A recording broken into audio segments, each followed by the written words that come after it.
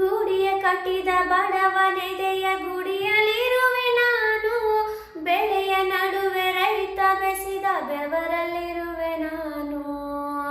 ಕೆಲಸ ನಿನದೆ ಫಲವು ನಿನದೆ ಛಲದ ಒಡೆಯ ನೀನು, ಇದನ್ನು ಮರೆತು ನನಗೆ ನಮಿಸಿ ಶ್ರಮವ ಪಡುವೆ ನೀನು. ಬಿಡು ಮತಗಳ ಜಗಳ, ಇದೇ ಕೆಲಸವು ಬಹಳ, ನನ್ನ ಒಲಿಸಲು ಮರುಳ, ಇರೋ ಮಾರ್ಗವು ಸರಳ, ನನ್ನ